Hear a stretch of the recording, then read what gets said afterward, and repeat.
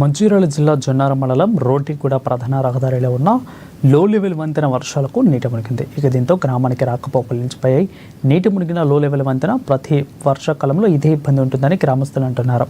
గ్రామానికి వెళ్లే దారిలో గీతమాత ఆలయం దగ్గరలో ఉన్న లో లెవెల్ బ్రిడ్జి చిన్నపాటి వర్షానికి పైనుండి నీరు ప్రవహిస్తుందని అన్నారు. భారీ వర్షాలు పడితే 2-3 రోజులు ఆ ఊరికి బయట ప్రపంచంతో సంబంధాలు తెగిపోతాయని తెలిపారు. ఏదైనా అత్యవసర సమయంలో ఆసుపత్రికి కూడా చేరుకోలేని పరిస్థితి ఏర్పడుతుందని అన్నారు.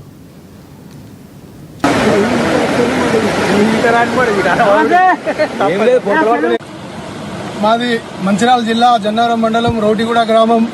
ఈరోజు భారీ వర్షానికి మహమ్మదాబాద్ నుండి రోటిగూడ వచ్చే దారిలో ఒర్రే పైనుండి వాటర్ ఫ్లో అవ్వడం జరుగుతుంది.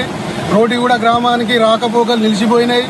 దయచేసి స్థానిక ఎమ్మెల్యే గారు, స్థానిక ఎంపీ గారు దీని మీద చొరవ చూపెట్టి వీలైనంత తొందర మాకు ఈ హై లెవెల్ బ్రిడ్జి నిర్మాణం చేయగలరని కోరుతున్నాం. గత 15 సంవత్సరాల నుండి ఇంతకుముందు ఉన్న బీఆర్ఎస్ పార్టీ అధికారంలో ఉన్నప్పుడు కూడా ప్రొసీడింగ్ తెచ్చి బ్రిడ్జి శాంక్షన్ అయిందని చెప్పారు. మరి ఇప్పుడు వచ్చిన ప్రభుత్వం దాన్ని ఎందుకు పక్కకు పెట్టింది? గౌరవనీయులు మన వెడ్మ బొజ్జు పటేల్ గారు నిన్న ఈ బ్రిడ్జిని సందర్శించడం జరిగింది. ఈరోజు పైనుండి వాటర్ ఫ్లో అవుతున్నాయి.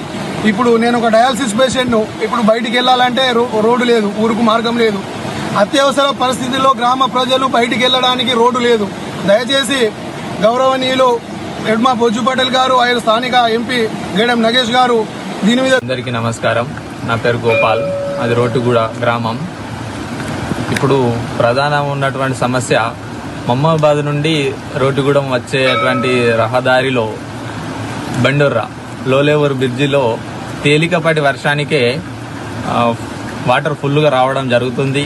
దానివల్ల అనేకమైనటువంటి సమస్యలు, పిల్లలు స్కూల్కి వెళ్తున్నారు, జనారం వాళ్ళు కూడా ఇబ్బందులు పడుతున్నారు.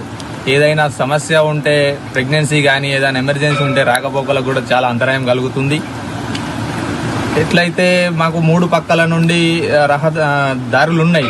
ఒకటి ఇటు సైడ్ ఏమో వాగున్నది, తపల్పూర్ వెళ్దామంటే అటేమో గోదావరి ఉన్నది, వాటి నుంచి కూడా వాటర్ వస్తున్నాయి ఎక్కువైతే. దీనివల్ల ఇటు చింతగూడెం పోవడానికి కూడా సరైనటువంటి దారి లేదు. కనుక మాకు ఇది ఏదైతే గత ప్రభుత్వం కూడా నుంచి దానికి ఎలాంటి పనులు చేయలేదు. ఇప్పుడున్నటువంటి ప్రభుత్వం కూడా పట్టించుకోవడం లేదు. కనుక అందరూ దయచేసి